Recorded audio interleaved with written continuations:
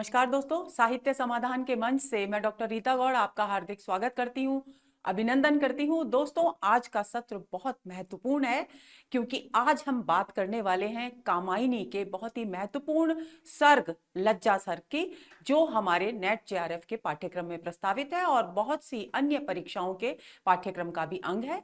कामायनी की विषय वस्तु से संबंधित, कामायनी के महत्वपूर्ण तथ्यों से संबंधित चर्चा हम श्रद्धा सर्ग वाले वीडियो में कर चुके हैं, उस सत्र में कर चुके हैं। तो आप कामायनी के महत्वपूर्ण तथ्यों की जो जानकारी है उसे एक बार वहां देख लें और उसे दोहरा लें। उसके बाद आज हम बात करेंगे केवल और केवल लज्जा सर्ग पर, उसके महत्वपूर्ण अंशों पर और उस पर आधारित प्रश्नों पर। तो चलिए शुरू करते हैं आज का सत्र।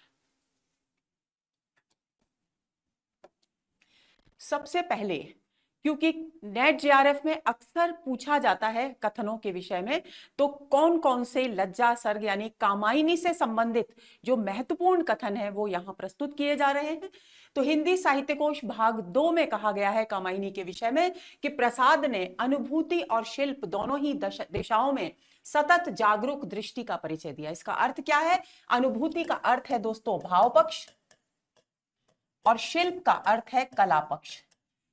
कहने का अभिप्राय यह है, हिंदी साहित्य कोश भाग 2 में यह कहा गया कि कामायनी का सृजन करते समय प्रसाद ने भाव पक्ष और कला पक्ष दोनों ही पक्षों को, काव्य के दोनों ही पक्षों पर महत्वपूर्ण ध्यान दिया। यानी उन्होंने अपनी अभिव्यक्ति को सशक्त बनाने की तरफ भी ध्यान दिया और उस अभिव्यक्ति को किस प्रकार किया जाए कि वो बहुत प्रभावशाली हो, उसके अनुरूप कौन से शिल्प का प्रयोग किया जाए उसकी ओर भी ध्यान दिया। यानी भाव पक्ष और कला पक्ष का उचित सामंजस्य हमको कामायनी में देखने को मिलता है। और इसी कारण वे चित्राधार जैसी, चित्राधार उनकी प्रारंभिक कृतियों में से है, आपको स्मरण होगा, वे चित्राधार जैसी साधारण कृतियों की आरंभिक भूमिका से उठकर कामायनी जैसी महत्वपूर्ण रचनाओं तक जा सके। कहने का अभिप्राय यह है क्योंकि उन्होंने यानी प्रसाद जी ने भाव पक्ष और कला पक्ष दोनों के समन्वय के साथ अपनी कृतियों में प्रस्तुत किया। यही कारण है कि चित्राधार जैसी अपनी सामान्य प्रारंभिक कृतियों से ऊपर उठकर वे कामायनी जैसी एक उल्लेखनीय महत्वपूर्ण कृति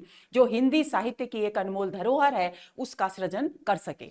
प्रसाद मुख्यतः अनुभूति, गहन अनुभूति के रचनाकार हैं। इस पंक्ति का अर्थ है कि उन्होंने अनुभूतियों यानी भावनाओं की सशक्त और बारीक से बारीक यानी सूक्ष्म अभिव्यक्ति अपनी कृतियों के माध्यम से की है।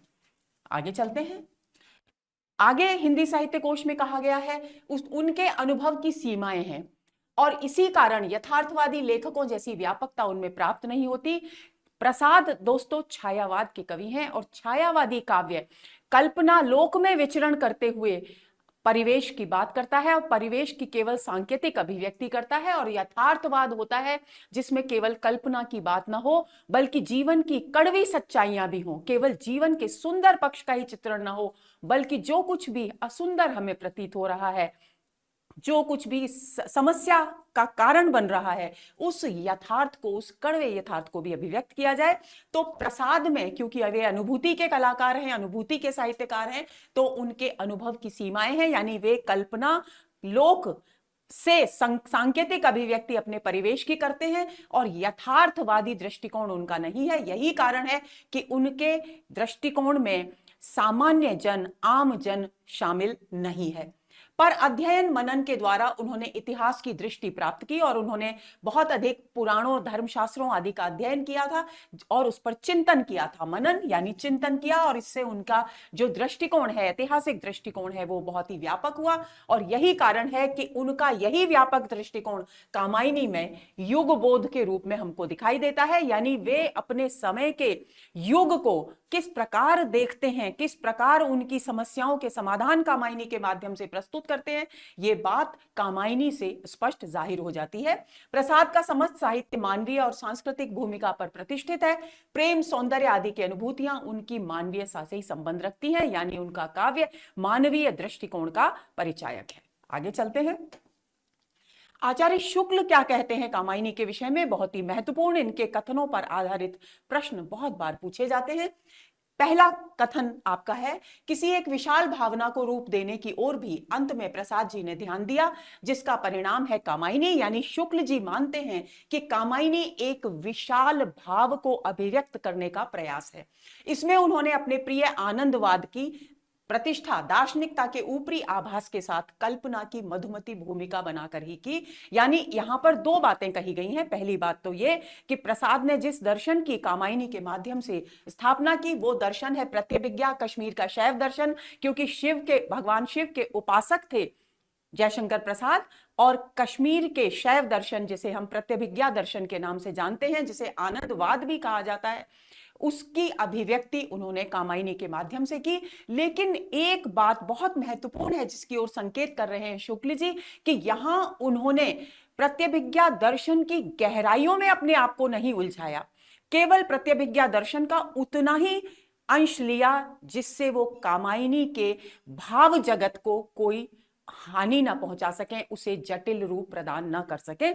यही कारण है कि उन्होंने इस दर्शन को कल्पना की मधुमती भूमिका, यानी अपनी कल्पना की मधुरता बढ़ाने के लिए, अपने व्यापक उद्देश्य को सशक्त भाव से प्रस्तुत करने के लिए ही उन्होंने यहां इस दर्शन का सहारा लिया। आगे चलते हैं। काव्य का आधार है, शुक्ल जी का ही कथन ये भी, काव्य का आधार है मनु का पहले श्रद्धा को और फिर इड़ा को पत्नी के रूप में ग्रहण करना, और इड़ा को बंदिनी या सर्वथा अधीन बनाने का प्रयत्न करने पर देवताओं का उन पर कोप करना, यानी काम की शाप ध्वनि। हम इड़ा सर्ग जब पढ़ेंगे तब उसकी चर्चा करेंगे, उसी की ओर संकेत यहां पर किया जा रहा है। आगे चलते हैं। रूपक की भावना के अनुसार श्रद्धा विश्वास समन्वित रागात्मिका वृत्ति है। ध्यान देंगे, शुक्ल जी ने श्रद्धा को किस रूप में देखा है? विश्वास समन्वित रागात्मिका वृत्ति के रूप में देखा है। प्रश्न पूछा जा सकता है, ध्यान देंगे। और इड़ा व्यवसायत्मिका बुद्धि है, और इड़ा को किस रूप में देखा है? व्यवसायत्मिका बुद्धि। दोस्तों, व्यवसायत्मिका बुद्धि एक ऐसा शब्द है जिसका भारतीय दर्शन में बहुत अधिक महत्व है, और गीता में भी व्यवसायत्मिका बुद्धि का प्रयोग हुआ है। लेकिन यहां व्यवसायत्मिका बुद्धि जिस रूप में प्रयुक्त हुई है वो निश्चयात्मिका बुद्धि नहीं है। इसका मूल अर्थ है निश्चयात्मिका बुद्धि, लेकिन यहां निश्चयात्मिका बुद्धि की ओर संकेत नहीं किया जा रहा है, बल्कि उस बुद्धि की ओर संकेत किया जा रहा है जो मनुष्य में भेद दृष्टि उत्पन्न करती है, यानी जिसमें भावनाओं की ओर अधिक ध्यान न देकर केवल और केवल हर स्थिति को, हर समस्या को तर्क की कसौटी पर कसकर उसके समाधान तलाश करने की कोशिश की जाती है। कवि ने श्रद्धा को मृदुता, प्रेम और करुणा का प्रवर्तन करने वाली, यानी इन कोमल भावनाओं को का विकास करने वाली, सच्चे आनंद तक पहुंचाने वाली चित्रित किया है। इड़ा या बुद्धि अनेक प्रकार के वर्गीकरण और व्यवस्थाओं में प्रवृत्त करती है, यानी भेद बुद्धि को जन्म देती है और कर्मों में उलझाने वाली चित्रित की गई है। तो आपको इस कथन में से एक बात बिंदु याद रखना है कि श्रद्धा को शुक्ल जी ने विश्वास समन्वित रागात्मिका वृत्ति कहा है, और इड़ा को कहा है व्यवसायत्मिका बुद्धि। तो आपको इन दोनों बिंदुओं को ध्यान में रखना है। आगे शुक्ल जी कहते हैं कि जिस समन्वय का पक्ष कवि ने अंत में रखा है, ज्ञान की क्रिया और इच्छा के समन्वय की बात शुक्ल जी कहते हैं, हृदय और बुद्धि के समन्वय की बात कहते हैं। लेकिन शुक्ल जी इस बात को यहां इस रूप में प्रस्तुत कर रहे हैं कि जिस समन्वय का पक्ष कवि ने अंत में सामने रखा है, उसका निर्वाह रहस्यवाद की प्रवृत्ति के कारण काव्य के भीतर नहीं होने पाया है। यानी रहस्यवाद की विशेषता होने के कारण कामायनी में ये जो समन्वय प्रस्तुत करने का प्रयास किया है प्रसाद जी ने, वो अच्छी तरह से नहीं हो पाया है, पूर्ण रूप में नहीं हो पाया है, ऐसी मान्यता है शुक्ल जी की। पहले कवि ने कर्म को बुद्धि या ज्ञान की प्रवृत्ति के रूप में दिखाया, और फिर अंत में कर्म और ज्ञान के बिंदुओं को अलग रखा है। और यही कारण है कि वे मानते हैं कि जिस समन्वय की धारणा को लेकर प्रसाद जी यहां चले हैं, उसका संपूर्ण सफल परिपाक यहां देखने को नहीं मिलता। डॉक्टर बच्चन सिंह अपने इतिहास में कामायनी के विषय में क्या लिखते हैं? प्रसाद की पूर्ववर्ती रचनाओं को देखते हुए कामायनी एक लंबी छलांग प्रतीत होती है, क्योंकि प्रारंभिक रचनाएं उनकी सामान्य थी, बहुत अधिक प्रभावशाली नहीं रही। लेकिन कामायनी ने जिस प्रकार साहित्य जगत में धूम मचा दी आंसू के बाद, वो उसके लिए बच्चन जी कहते हैं कि ये उनकी एक लंबी छलांग प्रतीत होती है। इसकी काव्यगत श्रेष्ठता और औदात्य, औदात्य का अर्थ होता है उदारता, व्यापकता, जिसमें जीवन मूल्य भी शामिल हो, ऐसी व्यापकता। औदात्य पर सभी लोग मुग्ध हैं, पर उसके मूल्य निर्धारण को लेकर विद्वानों में मतभेद है। यानी कुछ लोग उसका मूल्य कम आंकते हैं, उसका मूल्यांकन कम करते हैं, और कुछ लोग उसको बहुत अधिक अद्भुत अप्रतिम कृति के रूप में देखते हैं। तो इस प्रकार का साहित्य जगत में कामायनी के मूल्य निर्धारण को लेकर के मतभेद बना हुआ है। ये कथन है डॉक्टर बच्चन सिंह का। आगे बच्चन सिंह लिखते हैं, इतिहास में रूपक के मिश्रण के साथ सांकेतिक अर्थ की बात भी उठाई गई है। यानी ऐतिहासिक कथानक तो है ही कामायनी का, लेकिन उसमें संकेत रूपक तत्व को मिला दिया गया है, क्योंकि यहां मनोभावों का मानवीकरण किया गया है, मनोभावों को मानवीय रूप में प्रस्तुत किया गया है। तो रूपक का मिश्रण हो गया है, उसके कारण कामायनी का जो ऐतिहासिक कथानक है वो सांकेतिक अर्थ के माध्यम से युग बोध की ओर इशारा करता है। इस सांकेतिक अर्थ का संकेत प्रसाद ने मानवता का विकास, मनोवैज्ञानिक अन्वेषण, अतीत के साथ वर्तमान रुचि से सामंजस्य और रूपकत्व का उल्लेख कर स्वयं कर दिया है। यानी यहां बच्चन जी कह रहे हैं कि वास्तव में कामायनी की भूमिका में प्रसाद ने स्वयं ये चित्रण किया है, इस प्रकार का वर्णन किया है और उन शब्दों का प्रयोग किया है कि इसे मानवता के विकास की कथा बताया है, इसे मनोवैज्ञानिक अन्वेषण बताया है, अतीत के साथ वर्तमान की रुचि से सामंजस्य बताया है। तो इसके द्वारा उन्होंने कामायनी के ऐतिहासिक कथानक की सांकेतिकता और रूपकत्व दोनों की ओर स्पष्ट संकेत स्वयं ही कर दिया है। अब बच्चन जी ने अपने इतिहास में रामधारी सिंह दिनकर के कामायनी के विषय में मत का उल्लेख किया है, जो अत्यंत महत्वपूर्ण है। रामधारी सिंह दिनकर ने अपने निबंध का नाम ध्यान रख लेंगे, निबंध का नाम है दोष रहित दूषण सहित। ये रामधारी सिंह दिनकर का एक निबंध है जिसमें उन्होंने कामायनी की चर्चा की है। वे लिखते हैं, इस विलक्षण कथा संधान मात्र को मैं आधी या उससे अधिक कविता मानता हूं। यानी दिनकर का मानना है कि ये एक विलक्षण कृति है, और इस विलक्षण कृति में कथा को जिस प्रकार तलाशा गया है उसके आधार पर वे उसे आधी या उससे अधिक काव्य कृति के रूप में स्वीकार करते हैं। उनके मतानुसार कामायनी में कर्म का संदेश है और वैराग्य मत का खंडन है। किनके अनुसार? रामधारी सिंह दिनकर के अनुसार। वे कामायनी की कारीगरी में विराटता का अद्भुत सौंदर्य देखते हैं। कौन देखते हैं? रामधारी सिंह दिनकर। और रामधारी सिंह दिनकर का ये मत उल्लिखित किया गया है किसके द्वारा? डॉक्टर बच्चन सिंह के द्वारा अपने इतिहास में। आगे चलें। मुक्तिबोध। अब मुक्तिबोध है, क्योंकि कामायनी को फैंटेसी कहा, बहुत बार कामायनी पर इस प्रकार का प्रश्न पूछा जाता है कि किस विद्वान ने कामायनी को फैंटेसी कहा है।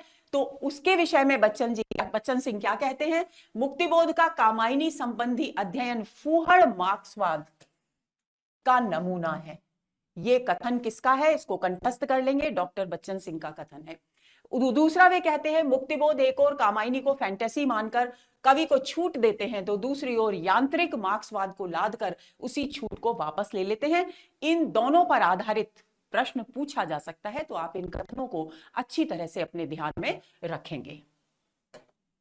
डॉक्टर नगेंद्र के इतिहास में कामायनी के विषय में क्या कहा गया है, इस पर भी दृष्टि डालना जरूरी है। पहला तथ्य, पहला बिंदु जो प्रस्तुत किया गया है, कामायनी में बुद्धिवाद के विरोध में हृदय तत्व की प्रतिष्ठा करते हुए कवि ने शैव दर्शन के आनंदवाद को जीवन के पूर्ण उत्कर्ष का साधन माना है। यह डॉक्टर नगेंद्र के इतिहास ग्रंथ में कहा गया है।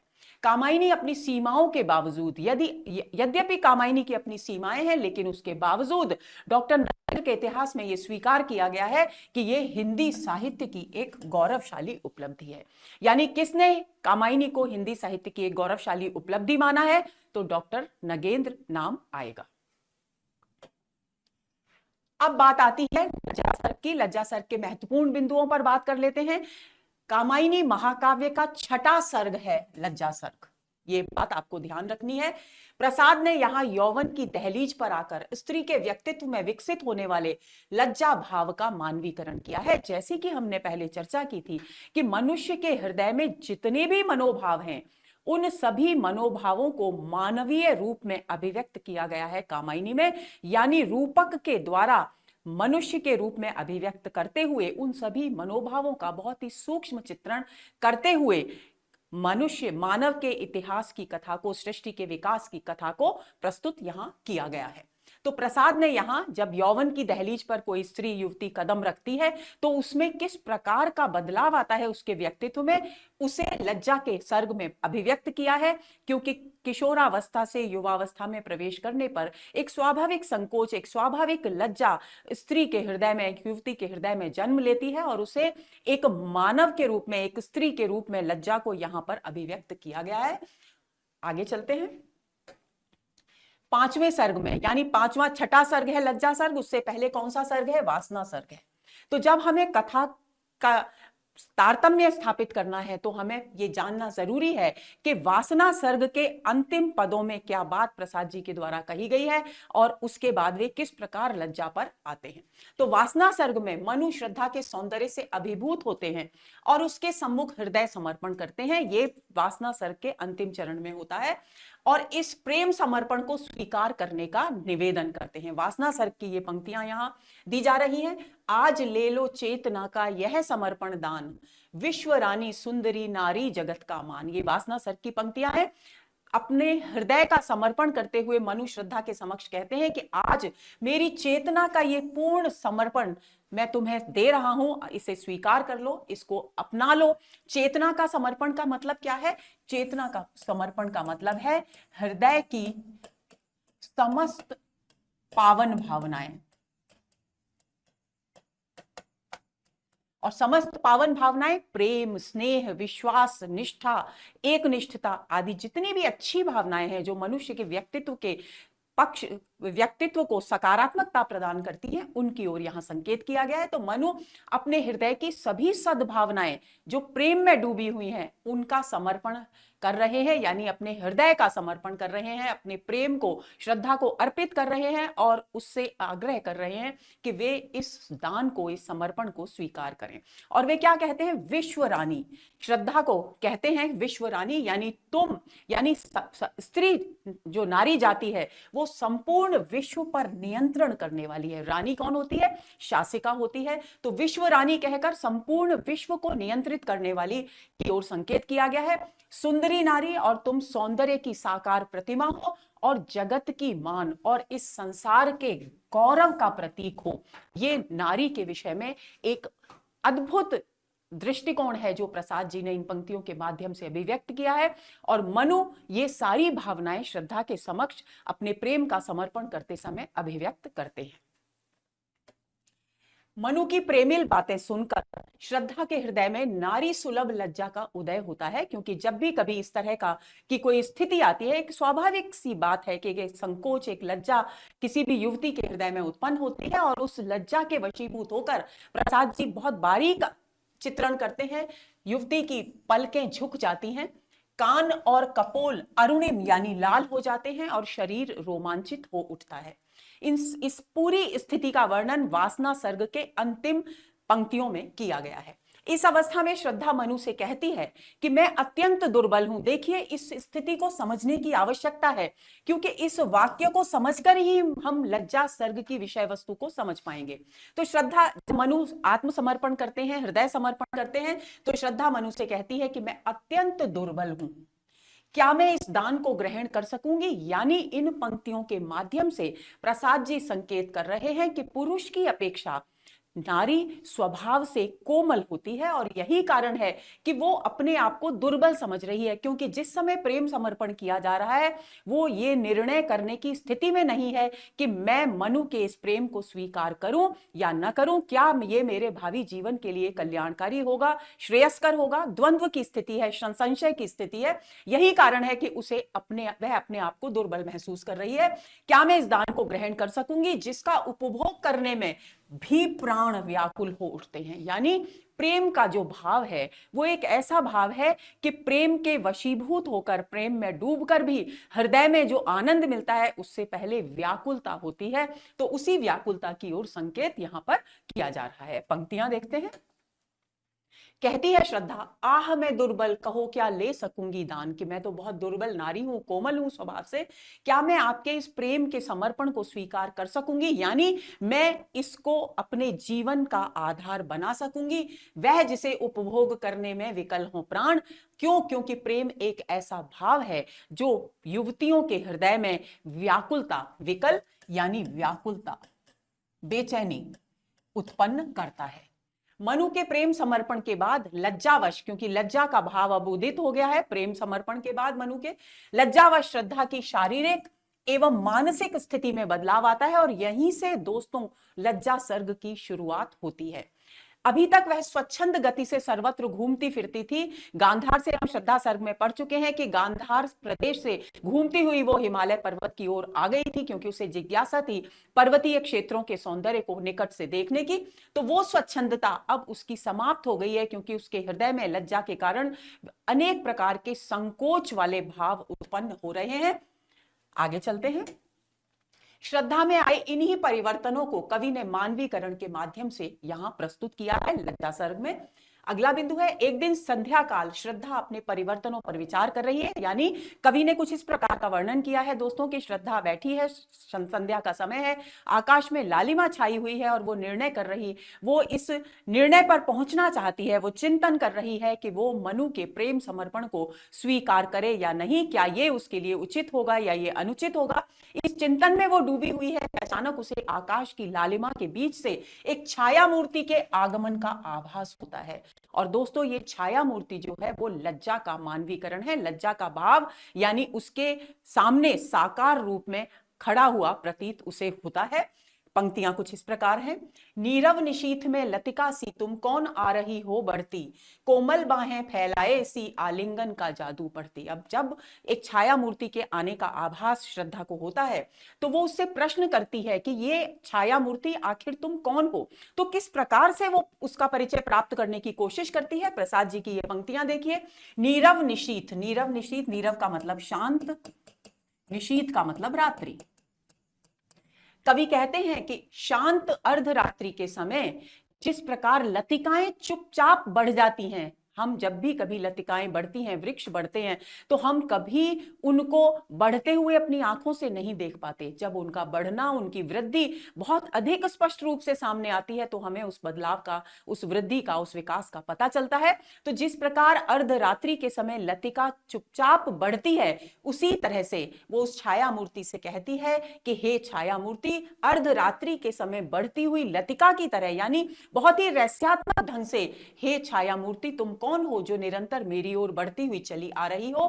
और जिस प्रकार लतिका अपनी कोमल शाखाएं फैलाकर वृक्षों का आलिंगन करने के लिए आगे बढ़ती है, उसी प्रकार हे छाया मूर्ति तुम अपनी कोमल बाहें मेरी ओर फैलाकर मुझे अपनी ओर आकर्षित कर रही हो कि मैं तुम्हारी ओर अपनी बाहें फैलाकर आगे बढ़ूं। आलिंगन का जादू करती, यानी तुम अपने मोह जाल में मुझे बांध रही हो, तुम मेरे अंदर अपने प्रति आकर्षण पैदा कर रही हो। तो हे छाया मूर्ति, इस प्रकार निशीथ की लतिका की तरह बढ़ती हुई आखिर तुम कौन हो। तो ये प्रश्न यहां पर पूछा जा रहा है। यह छाया मूर्ति वास्तव में श्रद्धा के मन में उत्पन्न लज्जा मनोभाव है, जिसका स्त्री के रूप में कवि ने मानवीकरण किया है। इस बात को ध्यान रखेंगे। अगला बिंदु है, श्रद्धा कौतूहलवश उस छाया मूर्ति से उसका परिचय जानने का प्रयास करती है तथा अपने व्यक्तित्व में आए परिवर्तनों के विषय में उससे अनेक प्रश्न करती है। यानी जब छाया मूर्ति को आते हुए देखती है श्रद्धा, तो पहले वो उसका परिचय जानने का प्रयत्न करती है और उसके बाद उसके मन में जो द्वंद्व चल रहा है मनु के प्रेम के समर्पण के विषय में, उससे संबंधित सारी समस्याएं लज्जा के समक्ष प्रस्तुत कर देती है। श्रद्धा के प्रश्नों का उत्तर देती हुई लज्जा कहती है, हे बालिका तू इतना चमत्कृत अर्थात आश्चर्यचकित मत हो। यानी जब श्रद्धा आश्चर्य से भर जाती है लज्जा के रूप में छाया मूर्ति को देखकर, तब वो आश्चर्य से भरी हुई उसे देखते हुई लज्जा कहती है कि हे बालिका तू इतनी चमत्कृत, मुझे देखकर तू इतनी आश्चर्य से मत भर, क्योंकि तेरे मन में जितने भी परिवर्तन हो रहे हैं उन सब का कारण मैं ही हूं। यानी कुछ पंक्तियां इस प्रकार है, इतना न चमत्कृत हो बाले अपने मन का उपकार करो, मैं एक पकड़ हूं जो कहती ठहरो कुछ सोच विचार करो। लज्जा कहती है श्रद्धा से कि हे बालिका तुम इतना मुझे देखकर, छाया मूर्ति के रूप में मुझे देखकर तुम इतने आश्चर्य में मत डूब जाओ, इतने चमत्कार में मत खो जाओ, बल्कि क्या करो, अपने मन का उपकार करो। उपकार शब्द का मतलब वैसे तो दोस्तों होता है भलाई करना। यहां अपने मन का उपकार, अपनी भलाई करने की बात कही गई है। यानी इसका सांकेतिक अर्थ हुआ कि मनु के प्रेम समर्पण के जिस बिंदु को लेकर, जिस प्रश्न को लेकर तुम पीड़ित हो, तुम उस पर सोच विचार करो और अपने मन को नियंत्रण में रखो। ये बात कौन कह रहा है? लज्जा कह रही है श्रद्धा से। मैं एक पकड़ हूं, और वो अपना परिचय देती हुई कहती है कि मैं एक ऐसी पकड़ हूं जो हर युवती को रोकती है प्रेम के मार्ग पर आगे बढ़ने से, और कहती है कि पहले इस स्थिति, इस प्रेम के विषय में पक्ष विपक्ष पर विचार कर लो, यानी सोच समझ लो, और उसके बाद आगे बढ़ो। पकड़, जिस प्रकार हम किसी को पकड़ते हैं तो उसकी गति अवरुद्ध हो जाती है, उसी तरह से लज्जा पर अपने आप को एक पकड़ के रूप में संबोधित कर रही है। प्रश्न पूछा जा सकता है कि पकड़ किसको कहा गया है इस पंक्ति में? तो लज्जा के लिए यह शब्द यहां प्रयुक्त हुआ है, इस बात को आप ध्यान में रखेंगे। लज्जा कहती है कि मैं वह शक्ति हूं जो युवतियों का मार्गदर्शन करती है, उन्हें समझाकर समर्पण से पूर्व अच्छी तरह सोच विचार कर निर्णय लेने के लिए प्रेरित करती है।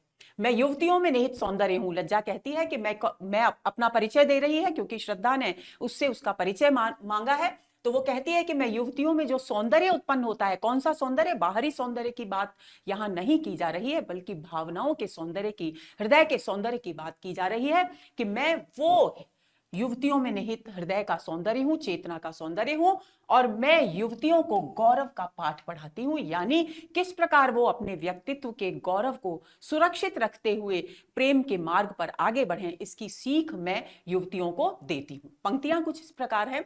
उज्जवल वरदान चेतना का बहुत ही महत्वपूर्ण पंक्तियां हैं, प्रश्न पूछा जा सकता है तो ध्यान रखेंगे। उज्जवल वरदान चेतना का सौंदर्य जैसे सब कहते हैं, जिसमें अनंत अभिलाषा के सपने सब जगते रहते हैं, यानी लज्जा कहती है कि चेतना का उज्जवल वरदान हूं मैं, और इसको क्या कहा जाता है? इसको सौंदर्य कह करके पुकारा जाता है, यानी हृदय का सबसे पवित्र भाव है लज्जा, जिसको सौंदर्य, जिसके कारण किसी भी युवती का जो व्यक्तित्व है वो बहुत ही सुंदर बनता है, उसे सौंदर्य कह करके पुकारा जाता है। और जिस प्रकार किसी भी युवती के मन में अनंत अभिलाषाएं उत्पन्न होती हैं अपने भावी जीवन को लेकर, उसी तरह से जब लज्जा भाव उत्पन्न होता है किसी भी युवती के हृदय में, तो अपने भावी जीवन को लेकर उसके मन में नए नए तरह तरह के सपने उत्पन्न होते रहते हैं।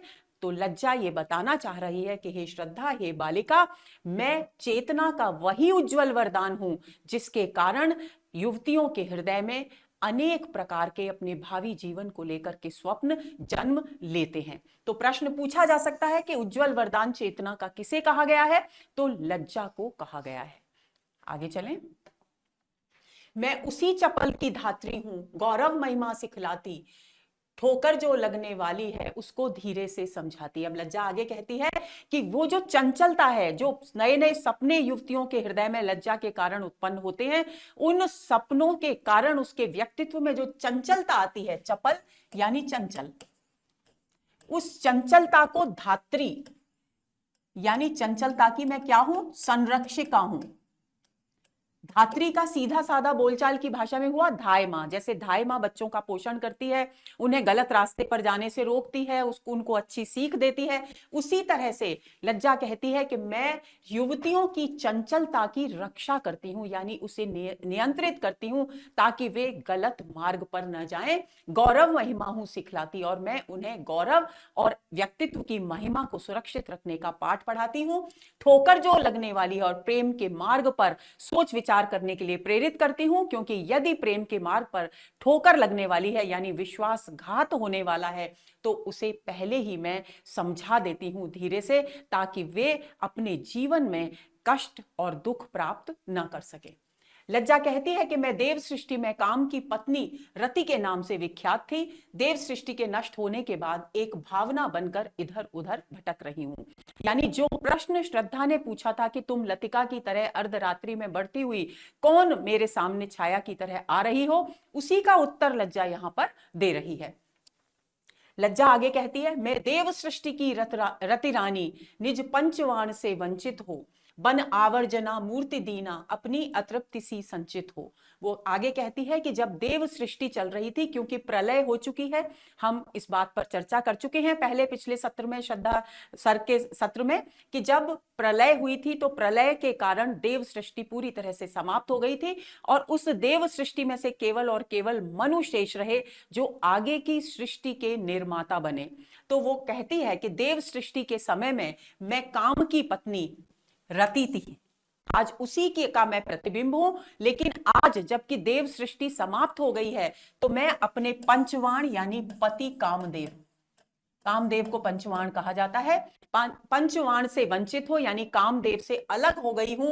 बन आवर्जना मूर्ति दीना, आवर्जना यानी परित्याग, परित्याग की दीन साक्षात मूर्ति बन गई हूं और अतृप्ति का संचित रूप बन गई हूं। कहने का अभिप्राय क्या है? कहने का अभिप्राय है कि यहां प्रसाद जी इस बात की ओर संकेत कर रहे हैं कि जब देव सृष्टि थी तो कामदेव का कार्य था देवताओं के हृदय में प्रेम की कामनाएं उत्पन्न करना। तो जब वो प्रेम की कामनाएं उत्पन्न करते थे तब कामदेव की पत्नी रति तृप्ति के रूप में देव बालिकाएं जो थी उनके व्यक्तित्व में निहित होती थी, यानी दोनों पति पत्नी प्रेम के कार्य को आगे बढ़ाने में सहयोग देते थे। कामदेव कामनाएं उत्पन्न करते थे प्रेम की और तृप्ति विद्यमान होती थी किनके? देव बालाओं के हृदय में। लेकिन अब क्योंकि देव सृष्टि समाप्त हो चुकी है तो न तो कामदेव के लिए देवताओं के हृदय में कामनाएं, प्रेम की कामनाएं उत्पन्न करने का कार्य शेष रहा और न ही तृप्ति का भाव उत्पन्न करने का कार्य रति के लिए शेष रहा। यही कारण है कि वे केवल एक भावना मात्र बन करके रह गए हैं और उसी अपनी स्थिति दीन अवस्था की ओर संकेत करती हुई लज्जा कहती है कि अब मैं आवर्जना यानी परित्याग की मूर्ति, दीन मूर्ति बन गई हूं, परित्याग की साक्षात प्रतिमा बन गई हूं, क्योंकि अब देव सृष्टि समाप्त हो गई है तो मेरे पास अपने स्वरूप को सुरक्षित रखने का कोई उपाय है ही नहीं। तो अब मैं लज्जा के मनोभाव के रूप में इधर उधर भटकती हूं और अतृप्ति, क्योंकि पहले तो वो तृप्ति के रूप में थी, अब वो अतृप्ति का संचित रूप बन करके रह गई है, क्योंकि अब वह केवल लज्जा के रूप में ही विद्यमान है। लज्जा कहती है कि तुम मुझे रति की प्रतिकृति ही समझो, प्रतिकृति यानी प्रतिबिंब, छाया, तथा यह जान लो कि मैं युवतियों को शालीनता का पाठ पढ़ाती हूं। मैं रति की प्रतिकृति लज्जा हूं, मैं शालीनता सिखलाती हूं, मतवाली सुंदरता पग नूपुर सी लिपट मनाती हूं। प्रथम पंक्ति तो बिल्कुल स्पष्ट है, लज्जा कह रही है कि मैं रति की प्रतिछवि हूं, मेरा नाम लज्जा है और मैं युवतियों को शालीनता से रहने का पाठ पढ़ाती हूं। और जिस प्रकार कोई भी नर्तकी जब मदमस्त होकर के नृत्य करती है तब उसके पैरों में बंधे हुए घुंघरू अपनी आवाज से मानो उसकी गति को नियंत्रित करने का प्रयत्न करते हैं, उसी तरह से मैं युवतियों के पग में नूपुर यानी उन्हीं घुंघरुओं की तरह लिपट जाती हूं ताकि वे गलत मार्ग पर अपने कदम आगे न बढ़ाएं और मैं इस प्रकार अब उनका जो मतवाला सौंदर्य है उसकी रक्षा करती हूं।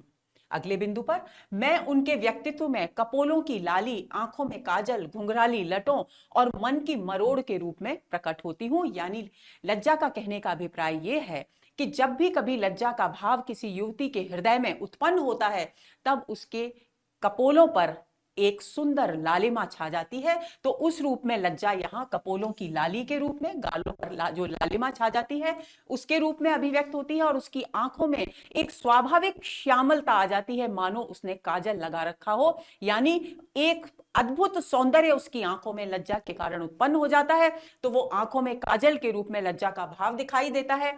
घुंघराली लटें और अधिक आकर्षक हो जाती हैं और मन की मरोड़ का अर्थ है मन में व्याकुलता, लज्जा के कारण व्याकुलता जन्म लेती है। तो लज्जा कहती है कि मैं इन सब रूपों में प्रत्येक युवती के व्यक्तित्व में अपने आप को अभिव्यक्त करती हूं। किस रूप में? कपोलों की लाली के रूप में, आंखों में काजल के रूप में, घुंघराली लटों के घुंघरालेपन के रूप में और मन की व्याकुलता के रूप में। लाली बन सरल कपोलों से मैं आंखों में अंजन सी लगती, अंजन का मतलब होता है काजल, यहाँ पर काजल लगाने का अभिप्राय नहीं है, बल्कि जिस प्रकार काजल लगाने से आंखें सुंदर और श्यामल हो जाती हैं, उसी तरह से लज्जा का भाव हृदय में उत्पन्न होने पर आंखों में स्वयं सांवलापन, एक सुनहरापन छा जाता है, एक श्यामलता छा जाती है, यानी आंखें आकर्षक हो जाती हैं। इसका चित्रण यहाँ किया जा रहा है। कुंचित यानी उलझी हुई, उलझी हुई अलकों सी, अलके यानी बाल, केश, लटें, अलकों सी घुंघराली मन की मरोड़ बनकर जगती। तो यहां पर कहा गया है कि उसकी जो युवतियों की मन में लज्जा का भाव जब उत्पन्न होता है तो उनके केशों का घुंघरालापन और अधिक बढ़ जाता है, वे और अधिक चिकने और सुंदर दिखाई देने लगते हैं, और उनके मन में मरोड़ यानी व्याकुलता उत्पन्न होकर मैं जगती हूं, मैं अपने आप को अभिव्यक्त करती हूं। कौन? लज्जा। वह कहती है कि मैं चंचल किशोरियों के सौंदर्य की रक्षा करती हूं तथा उनके कानों की लाली बनकर प्रकट होती हूं। चंचल किशोर सुंदरता की मैं करती रहती रखवाली, मैं वह हल्की सी मसलन हूं जो बनती कानों की लाली। मसलन का अर्थ क्या है? जब भी हम किसी भी कोमल चीज को मसल देते हैं तो वहां लालिमा आ जाती है, तो उसी मसलन को यहां पर कह करके संकेत किया गया है।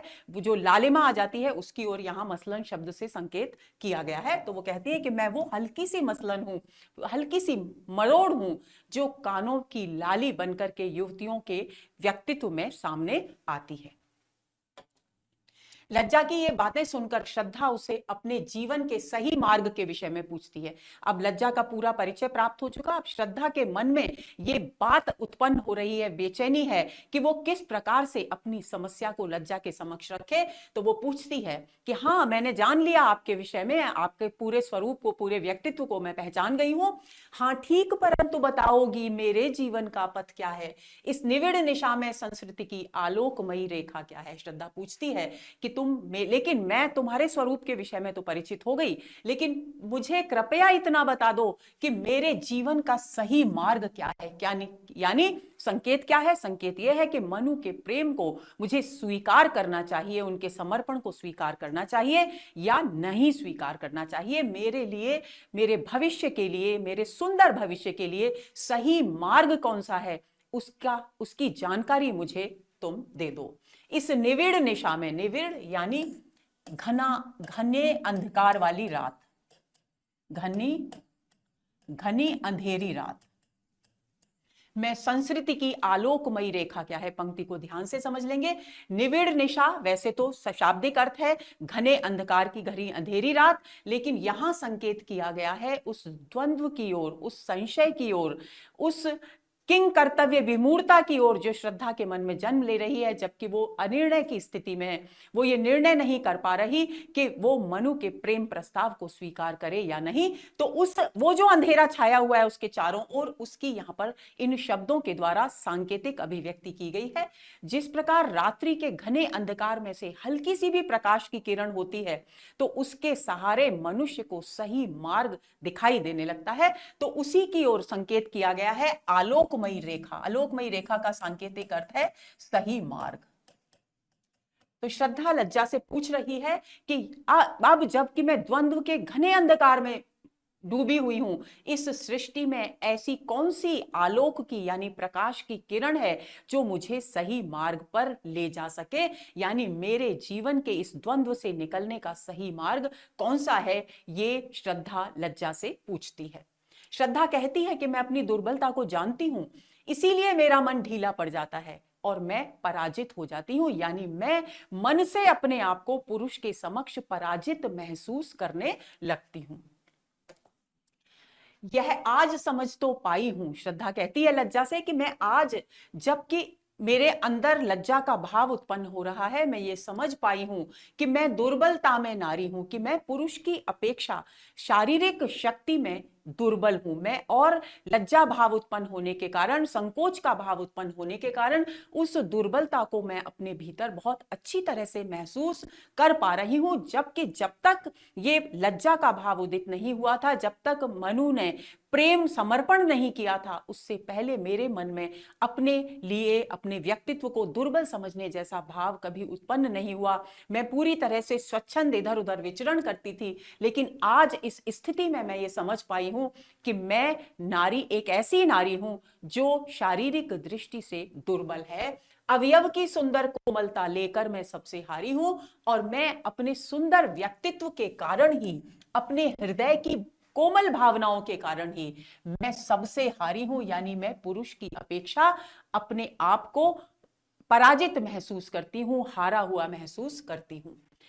इसका सांकेतिक अर्थ क्या है? इसका कुल मिलाकर अर्थ दोस्तों इतना सा है कि मैं यद्यपि निर्णय नहीं कर पा रही हूं, लेकिन फिर भी उनके मनु के प्रेम समर्पण का मेरे हृदय पर बहुत गहरा प्रभाव पड़ा है, और मेरे हृदय में व्याकुलता उत्पन्न हुई है, जिसके कारण मैं सही दिशा में नहीं चल पा रही, सही निर्णय नहीं ले पा रही, और मैं अपने आप को विवश महसूस कर रही हूं। ना मैं अपने आप को रोक पा रही हूं आगे बढ़ने से, और ना मैं पूरी तरह से आगे ही बढ़ पा रही हूं।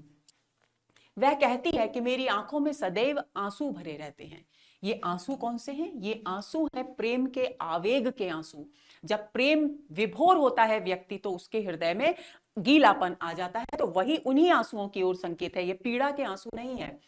हृदय में ममता छाई रहती है, क्योंकि कोमल भावनाएं जब उदित हुई तो स्त्री की जितनी भी कोमल भावनाएं हैं वो सब उत्पन्न हो गई हैं, और मैं असहाय सी बनी रहती हूं। क्या यही नारी जीवन की व्याख्या है?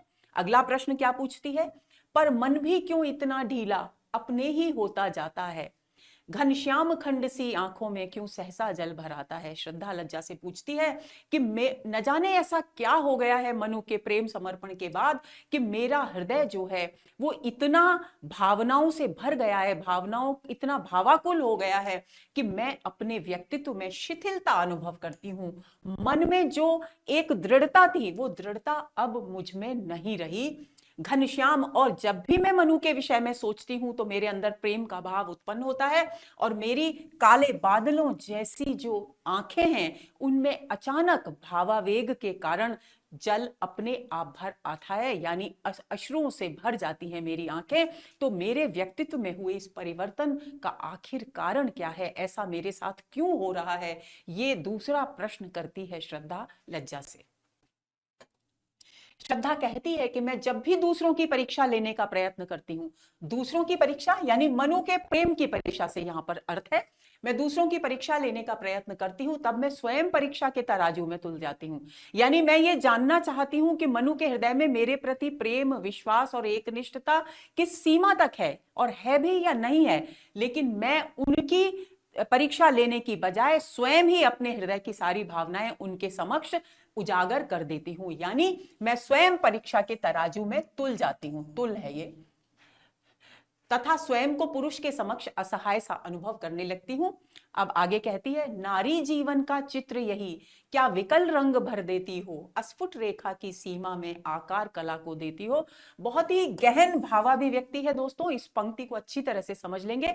श्रद्धा आगे लज्जा से कहती है कि क्या ये व्याकुलता ही नारी के जीवन का वास्तविक स्वरूप है, नारी के जीवन का वास्तविक चित्र है, जिसमें तुम्हारे कारण यानी लज्जा का भाव उत्पन्न होने के कारण अनेक प्रकार की व्याकुलताएं उत्पन्न होती हैं, अनेक प्रकार के भाव उत्पन्न होते हैं। यहां पर दोस्तों ये जो विकल शब्द है, इसमें श्लेष अलंकार है। विकल का एक अर्थ तो हो गया व्याकुलता, जो हम सभी जानते हैं। दूसरा अर्थ है भिन्न भिन्न।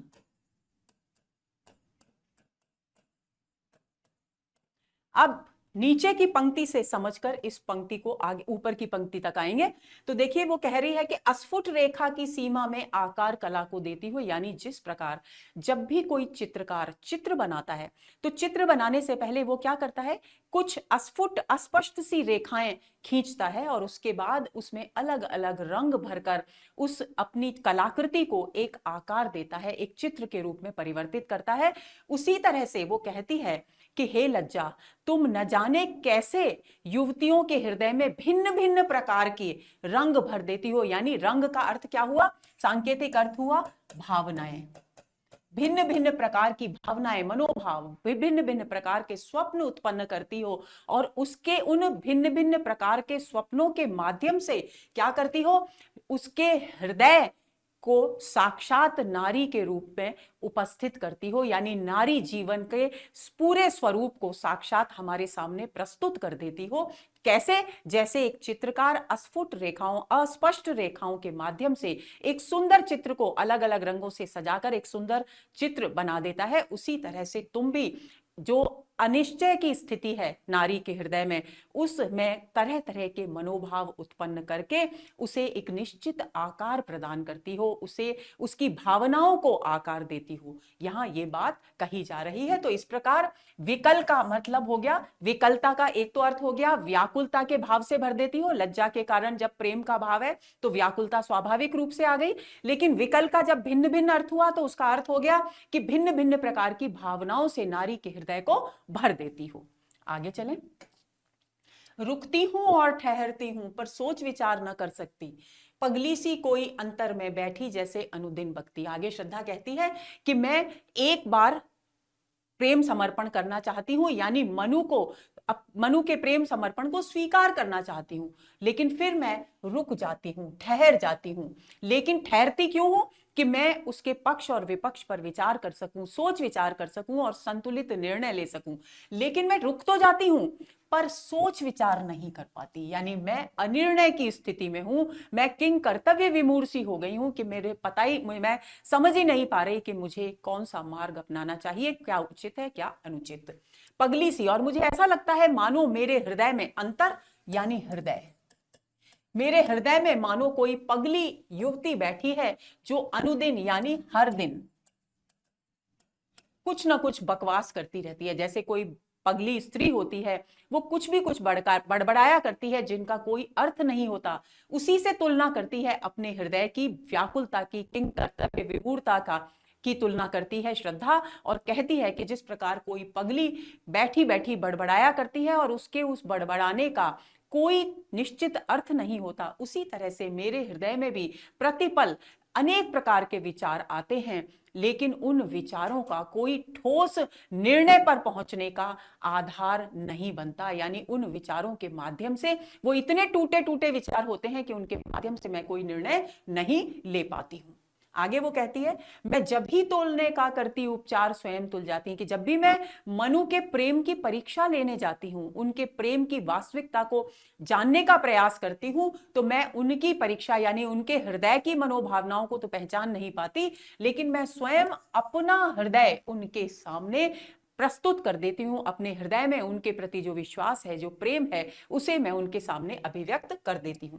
भुजलता फंसाकर नर तरु से झूले सी झोंके खाती हूं, और मैं उनके आकर्षण में, उनके प्रेम में इतनी बंध जाती हूं कि जिस प्रकार कोई भी लतिका वृक्ष से लिपट कर हवा के झोंकों के साथ झूले खाती है, उसी तरह से मैं पुरुष रूपी यानी मनु रूपी वृक्ष के से अपनी भुजाओं रूपी लताएं फंसाकर उनके प्रेम के झोंकों में झूलने लगती हूं, यानी पूरी तरह से अपने आप को उनके प्रति समर्पित कर देती हूं। जबकि मैं ये करना नहीं चाहती, ये निर्णय मैं सोच समझकर ही लेना चाहती हूं, लेकिन मैं ऐसा कर नहीं पा रही हूं, ऐसा सोच विचार मैं नहीं कर पा रही हूं। श्रद्धा लज्जा से कहती है कि ऐसी स्थिति में मैं यह निर्णय ही नहीं कर पाती कि मुझे क्या करना चाहिए और क्या नहीं करना चाहिए। लज्जा इसके उत्तर में कहती है कि अब तुम्हारा यह सब पूछना व्यर्थ है, क्योंकि तुम अपना सारा जीवन पहले ही पुरुष को अर्पित कर चुकी हो।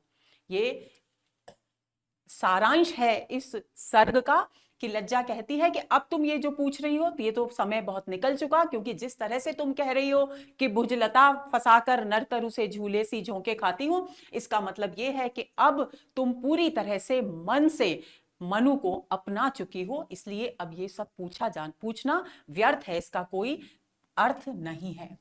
क्या कहती हो ठहरो नारी? जवाब में जब श्रद्धा ये कहती है कि मुझे क्या करना चाहिए, मैं निर्णय नहीं कर पा रही हूं, तो लज्जा इसके उत्तर में क्या कहती है? इसके उत्तर में कहती है, क्या कहती हो ठहरो नारी, के हे श्रद्धा, हे युवती, तुम क्या कह रही हो, जरा रुको, सोचो।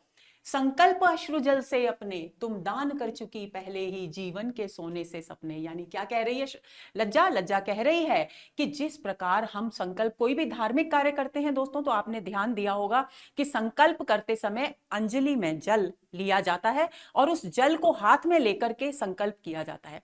तो वो कह रही है कि तुम्हारे नेत्रों में भावावेग के कारण, प्रेम के आवेग के कारण जो आंसू आते हैं, उन अश्रु रूपी जल को तुम हाथ में लेकर पहले ही प्रेम का संकल्प कर चुकी हो और अपने जीवन के जो सुनहरे सपने हैं, यानी सोने के सोने से, जीवन के सोने से सपने, यानी हृदय की सुंदर भावनाएं,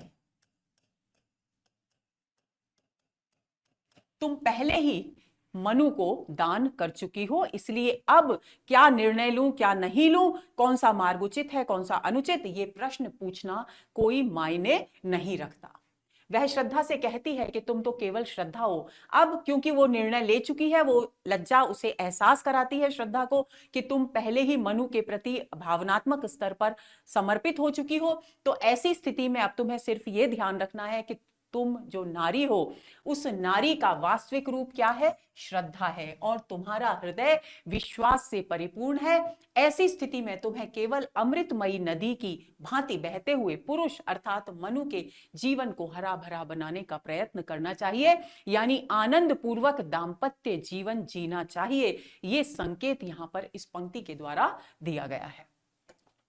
बहुत ही महत्वपूर्ण पंक्तियां, प्रश्न पूछा जाता है कि कौन से सर्ग से है, और हम अक्सर श्रद्धा शब्द आते देखकर सोचते हैं कि श्रद्धा सर्ग की पंक्तियां हैं, लेकिन ये लज्जा सर्ग की पंक्तियां हैं। ध्यान देंगे, नारी तुम केवल श्रद्धा हो, विश्वास रजत नगपग तल में, पीयूष स्रोत सी बहा करो जीवन के सुंदर समतल में। यहां पर कहा जा रहा है, प्रसाद जी कह रहे हैं कि हे नारी, तुम्हारा वास्तविक रूप क्या है? श्रद्धा का भाव ही तुम्हारा वास्तविक रूप है, और इस पूरे संसार में तुम विश्वास के रजत यानी चांदी होती है।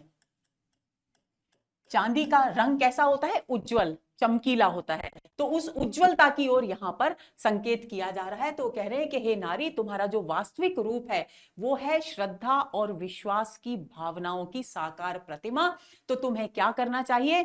तुम्हें इस सृष्टि के जीवन में पीयूष स्रोत के समान प्रवहमान होना चाहिए। जिस प्रकार नदियां अपनी धारा से प्रवाहित होती हुई भूमि को सिंचित करती हैं, सूखी भूमि को उसे हरा भरा बनाती हैं, उसी तरह से तुम्हें भी इस सृष्टि में अमृत, पीयूष अमृत, अमृत के स्रोत, अमृत की धारा के रूप में प्रवाहित होना है, और इस सृष्टि का जो जीवन है उसे सुंदरता प्रदान करनी है, उसका सुंदर रूप में विकास करना है, उसे हरा भरा बनाना है, उसे आनंद और उल्लास से भर देना है। वह कहती है कि सत और असत का संघर्ष विश्व के साथ साथ मानव हृदय में भी होता है, तथा इसमें हमेशा सत की ही जीत होती है। यानी कहने का अभिप्राय क्या है कि अच्छाई और बुराई हमेशा संसार में विद्यमान रहती है, और जिस प्रकार संसार में विद्यमान रहती है उसी तरह मनुष्य के हृदय में भी विद्यमान रहती है। लेकिन ये जान लो तुम कि हमेशा जीत किसकी होती है? सत की ही, यानी अच्छाई की ही जीत होती है। लज्जा आगे कहती है कि तुम्हें सत और असत के फेर में न पड़कर संपूर्ण समर्पण भाव को ध्यान में रखते हुए दाम्पत्य जीवन व्यतीत करना चाहिए। पंक्तियां देखिए, देवों की विजय दानवों की हारों का होता युद्ध रहा। देव यानी सतभाव और दानव यानी असत, कि देव और दानव में यानी राक्षसों और देवताओं के बीच संघर्ष यानी अच्छी और बुरी प्रवृत्तियों का संघर्ष हमेशा होता रहा है, और दानवों की यानी असत वृत्तियों की हमेशा पराजय ही हुई है। संघर्ष सदा और अंतर में जीवित रहे नित्य विरुद्ध रहा, और यही संघर्ष अच्छाई और बुराई का मनुष्य के हृदय में भी विद्यमान रहता है, और उसमें भी निरंतर सत की ही जीत होती है, यानी सद्भावनाएं ही विजयी होती हैं। आंसू से भीगे अंचल पर मन का सब कुछ लिखना होगा, तुमको अपनी स्मृति रेखा से ये संधि पत्र लिखना होगा। अब आगे कहती है लज्जा कि तुम्हें आंसू से भीगे अंचल पर, आंसू से भीगे अंचल का मतलब क्या है कि पूरी भावनाओं से भरकर तुमको अपना पूरा हृदय मनु के समक्ष समर्पित करना होगा, और तुम्हें मुस्कुराते हुए अपनी स्मृति रेखा से ये संधि पत्र यानी ये प्रेम का प्रस्ताव लिखना होगा, यानी स्वीकार करना होगा। आगे चलते हैं। अब बात आती है दोस्तों, देखिए ये एक बात और मैं आपको बता दूं कि ये जो पंक्तियां हैं ये लज्जा सर्ग की अंतिम पंक्तियां हैं। कई बार प्रश्न पूछा जाता है कि निम्नलिखित में से कौन सी पंक्ति लज्जा सर्ग की अंतिम पंक्ति है, तो आपको ध्यान रखना है, तुमको अपनी स्मृति रेखा से ये संधि पत्र लिखना होगा, ये लज्जा सर्ग की अंतिम पंक्ति है। अब बात आती है लज्जा सर्ग पर आधारित कुछ महत्वपूर्ण प्रश्नों की। तो पहला प्रश्न है दोस्तों, लज्जा सर्ग क्रमानुसार कामायनी का कौन सा सर्ग है? चौथा, छठा, पांचवां या सातवां? तो हम पढ़ चुके हैं, छठा सर्ग है लज्जा सर्ग, तो आंसर हमारा इस प्रश्न का होगा बी। अगला प्रश्न, लज्जा सर्ग निम्नलिखित में से किस सर्ग के बाद आता है? तो हमने बहुत गहरी चर्चा की है, वासना सर्ग के बाद आता है। कर्म सर्ग, वासना सर्ग, श्रद्धा सर्ग या चिंता सर्ग? तो बी विकल्प यहां भी इस प्रश्न का सही उत्तर है, क्योंकि लज्जा सर्ग वासना सर्ग के बाद आता है। अगला प्रश्न, लज्जा सर्ग के बाद क्रमानुसार कौन सा सर्ग आता है? इड़ा सर्ग, आनंद सर्ग, रहस्य सर्ग या कर्म सर्ग? तो पहले वासना है, फिर लज्जा है और उसके बाद आता है कर्म, यानी डी इस प्रश्न का सही उत्तर है। अगला प्रश्न, लज्जा सर्ग की प्रथम पंक्ति है, कोमल किसलय के अंचल में नन्ही कलिका ज्यों छिपती सी। दूसरा, मंजुल स्वप्नों की विस्मृति में मन का उन्माद निरखता ज्यों। तीसरा, वैसी ही माया में लिपटी अधरों पर उंगली धरे हुए। डी, नीरव निशीथ में लतिका सी तुम कौन आ रही हो बढ़ती। तो लज्जा सर्ग की पहली पंक्ति है, कोमल किसलय के अंचल में नन्ही कलिका ज्यों छिपती सी। तो आप कंठस्थ कर लेंगे, इस प्रश्न का उत्तर होगा ए। अगला प्रश्न, निम्नलिखित पंक्तियों को उनके अलंकारों के साथ सुमेलित कीजिए।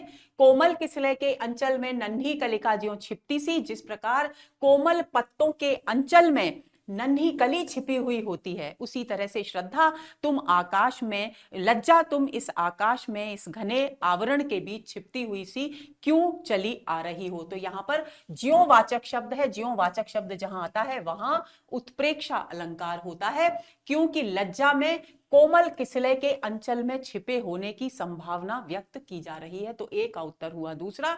नारी जीवन का चित्र यही क्या विकल रंग भर देती हो। यहां पर मैंने आपको बताया था विकल के दो अर्थ हैं, यानी श्लेष अलंकार है, तो इसका अलंकार हो गया श्लेष, यानी चौथा, दूसरा और चौथा। जिसमें सुख दुख मिलकर मन के उत्सव आनंद मनाते हो। मन के उत्सव और आनंद मनाने का गुण मानवीय गुण है, तो दुख सुख का मानवीकरण किया गया है, तो ऐसी स्थिति में यहां हुआ मानवीकरण, यानी दूसरा, चौथा और पहला। फिर भुजलता फंसाकर नरतरु से झूले सी झोंके खाती हूं। भुजलता, लता रूप, भुजा रूपी लताएं और पुरुष रूपी वृक्ष, यानी रूपक अलंकार हो गया। तो तीसरा, यानी उत्तर होगा दूसरा, चौथा, पहला और तीसरा। कूट देखते हैं, बी विकल्प इस प्रश्न का सही उत्तर है, दूसरा, चौथा, पहला और तीसरा, तो आंसर होगा बी।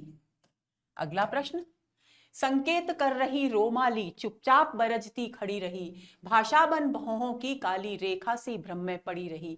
पंक्तियों का वर्ण्य विषय है लज्जा भाव, श्रद्धा और विश्वास भाव, काम भाव या वासना भाव। तो दोस्तों यहां लज्जा भाव का वर्णन किया गया है, इन पंक्तियों को समझ लेंगे।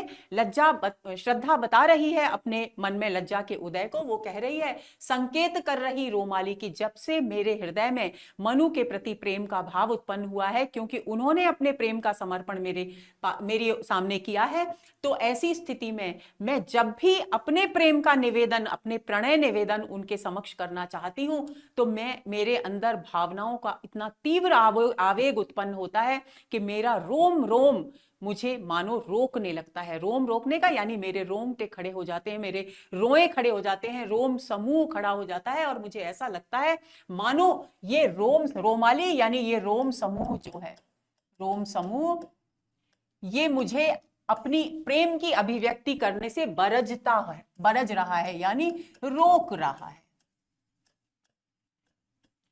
और फिर जब मैं अपनी वाणी से अपने प्रेम का अभिव्यक्ति नहीं कर पाती, तो मैं कोशिश करती हूं कि मैं अपनी भौहों, अपने नेत्रों की भाषा से कुछ कह पाऊं, लेकिन फिर मेरे भौहों की भाषा भी मेरे भावावेग के कारण असफल हो जाती है, यानी मैं किसी प्रकार से अपने प्रेम की अभिव्यक्ति लज्जा के कारण नहीं कर पाती।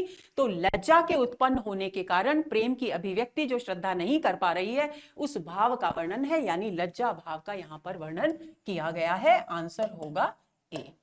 अगला प्रश्न, इतना ना चमत्कृत हो बाले, अपने मन का उपकार करो। यह कथन किसका है? बहुत ही सरल प्रश्न है आपके लिए। श्रद्धा का, मनु का, इड़ा का या लज्जा का? तो ये लज्जा का कथन है जो श्रद्धा से कहा गया है।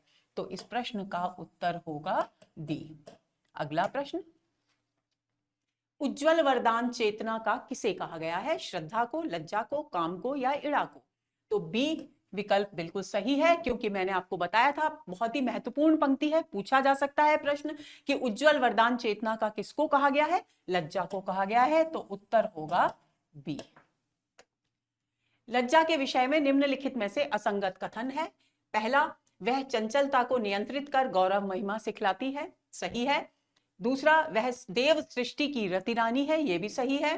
तीसरा, वह कपोलों पर लालिमा, आंखों में अंजन और कानों की हल्की सी मसलन के रूप में व्यक्त होती है, यह भी सही है।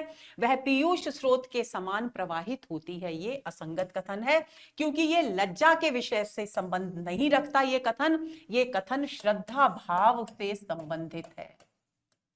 तो ऐसी स्थिति में इस प्रश्न का उत्तर होगा डी, क्योंकि लज्जा के विषय में असंगत कथन है डी। अगला प्रश्न, श्रद्धा ने लज्जा से क्या पूछा? मेरे जीवन का मार्ग क्या है? मैं मनु से दूर क्यों रहना चाहती हूं? मैं अपना घर कहां बनाऊं? मेरी पहचान क्या है? तो दोस्तों आपको याद होगा, उसने पूछा था मेरे जीवन का पथ क्या है, यानी मेरे जीवन का मार्ग क्या है, यानी मेरे आगामी जीवन के लिए क्या उचित है, क्या अनुचित। ये प्रश्न श्रद्धा ने लज्जा से पूछा था। तो आंसर होगा ए। अगला प्रश्न, तुमको अपनी स्मृति रेखा से यह संधि पत्र लिखना होगा। पंक्ति में संधि पत्र का सांकेतिक अर्थ है प्रस्ताव रखना, प्रेम की स्वीकृति, सामंजस्य या विलय। तो दोस्तों बी विकल्प इस प्रश्न का सही उत्तर है, क्योंकि अभी मैंने चर्चा की थी संधि पत्र का अर्थ है प्रेम की स्वीकृति, यानी अपने हृदय की सभी पवित्र प्रेम की भावनाओं को अभिव्यक्त करना, यानी सामने के प्रेम को स्वीकार, मनु के प्रेम को स्वीकार करना। तो आंसर होगा बी। तुम दान कर चुकी पहले ही जीवन के सोने से सपने। पंक्ति में सोने से सपने दान करने का क्या अर्थ है? सोने के आभूषण, जीवनोपयोगी वस्तुएं, हृदय की पावन भावनाएं या भौतिक आकर्षण? तो दोस्तों सी विकल्प इस प्रश्न का सही उत्तर है, क्योंकि सोने से सपने दान करने का अर्थ है हृदय की पवित्र भावनाओं का अर्पण तुम पहले ही कर चुकी हो। तो इस प्रश्न का सही उत्तर होगा सी। अगला प्रश्न, रुकती हूं और ठहरती हूं पर सोच विचार न कर सकती, पगली सी कोई अंतर में बैठी जैसे अनुदिन भक्ति। पंक्तियों में श्रद्धा की किस मन स्थिति का वर्णन किया गया है? अनिर्णय और उद्विग्नता, प्रेम, भटकन, अवसाद या निराशा? तो अनिर्णय और उद्विग्नता का वर्णन यहां पर किया गया है, क्योंकि वो कह रही है कि मैं रुकती हूं, जब मैं प्रेम को अभिव्यक्त करने की कोशिश करती हूं तो मैं रुक जाती हूं, लेकिन रुकने के बावजूद मैं सोच विचार नहीं कर पाती, यानी मेरे चित्त में अनिर्णय की स्थिति बनी हुई है, उद्विग्नता है, जिसके कारण मैं सही निर्णय लेने में असमर्थ हूं। तो आंसर होगा ए। अगला प्रश्न, देवों की विजय दानवों की हारों का होता युद्ध रहा, संघर्ष सदा और अंतर में जीवित रह नित्य विरुद्ध रहा। इन पंक्तियों में व्यंजित भाव है, सुर असुर संघर्ष नित्य है, सत असत जैसी विरोधी स्थितियों का संघर्ष हृदय में नित्य चलता है, किंतु इसमें जीत हमेशा सत्य की होती है, संसार में दूषित मनोवृत्तियां सदा विद्यमान रहती हैं, राक्षसों की पराजय और देवताओं की विजय निश्चित है। तो दोस्तों बी विकल्प इस प्रश्न का सही उत्तर है। थोड़ा आंशिक सत्यता तो सभी कथनों में है, लेकिन पूर्ण सत्य कथन जो है वो इस कथन में बी विकल्प में पूरा का पूरा भाव व्यंजित हो गया है। तो इस प्रश्न का सही उत्तर होगा बी। अगला प्रश्न, वरदान सदृश हो डाल रही नीली किरणों से बुना हुआ यह अंचल कितना हल्का सा, कितने सौरभ से सना हुआ। यहां पर जो प्रेम की भावनाएं लज्जा के कारण उत्पन्न हो रही है श्रद्धा के हृदय में, उसकी ओर संकेत किया जा रहा है। श्रद्धा लज्जा से कहती है कि वरदान के समान मुझे ऐसा लग रहा है कि नीली किरणों से बुना हुआ कोई जाल तुम, कोई आंचल, कोई वस्त्र तुम मेरे ऊपर डाल रही हो। अब इस पंक्ति, और वो वस्त्र कैसा है? बहुत हल्का है, यानी उसे ओढ़ करके मुझे बिल्कुल भी बोझ नहीं लग रहा, यानी मेरे चित्त में आनंद का संचार हो गया है, और बहुत ही अच्छे सौरभ, सौरभ का अर्थ होता है सुगंध, और ये वस्त्र सुगंधित है। सुगंधित वस्त्र होने का अर्थ क्या है? सद्भावनाओं से, पवित्र भावनाओं से मैं डूबा हुआ है, लिपटा हुआ है, इसलिए ये मुझे बहुत अधिक आकर्षित कर रहा है। अब बात आती है कि नीली किरणों से बुने हुए जाल को ही यहां पर क्यों कहा गया है। तो नीली किरणों, साहित्य में दोस्तों नीला रंग जो है वो प्रेम का रंग माना गया है, तो इसलिए यहां पर कहा गया है कि नीली किरणों से बुना हुआ यह अंचल कितना हल्का सा, कितने सौरभ से सना हुआ। इस पंक्ति में रेखांकित वाक्यांश का क्या अर्थ है? वरदान सदृश लग रहा है उसको नीली किरणों से बना हुआ आंचल, यानी उसे बहुत अच्छा महसूस हो रहा है क्योंकि उसके माध्यम से उसकी सभी मनोकामनाएं पूरी होने वाली है। कैसे? जैसे कोई वरदान प्राप्त होने पर हमारी मनोकामना पूरी हो जाती है। विकल्प है सौभाग्य सूचक प्रेम भावनाओं का उदय, नीला आकाश, सुनहरा नीला आंचल या देवताओं का वरदान। तो दोस्तों ए विकल्प इस प्रश्न का सही उत्तर है, क्योंकि यहां पर वरदान सदृश हो डाल रही नीली किरणों से बुना हुआ, इसका अर्थ है सौभाग्य सूचक प्रेम की भावनाओं का मेरे हृदय में उदय हो रहा है। और वो उदय करने वाला कौन है? लज्जा मनोभाव के कारण ये उदय हो रहा है। आंसर होगा ए। अगला प्रश्न, सब अंग मोम से बनते हैं, कोमलता में बल खाती हूं। पंक्ति के माध्यम से कवि प्रसाद ने श्रद्धा के किस भाव का चित्रण किया है? प्रेम, काम, वासना या लज्जा। तो दोस्तों स्पष्ट सी बात है, डी विकल्प इस प्रश्न का सही उत्तर है। लज्जा भाव उत्पन्न होने पर वो उसे ऐसा लगता है मानो उसका व्यक्तित्व, उसका शरीर, उसका अंग प्रत्यंग बहुत कोमल हो गया है और वो इसी कोमलता के कारण वो अपने आप को हारा हुआ पुरुष के सामने दुर्बल महसूस करने लगती है। तो आंसर इसका होगा डी। तो दोस्तों ये हुआ हमारा आज का सत्र, जिस सत्र में हमने कामायनी के बहुत ही महत्वपूर्ण लज्जा सर्ग पर बात की। उम्मीद करती हूं कि लज्जा सर्ग की विषय वस्तु और उस पर आधारित सभी प्रश्न आपके लिए बहुत ही उपयोगी साबित होंगे। अगले सत्र के इंतजार में रहिए। नमस्कार।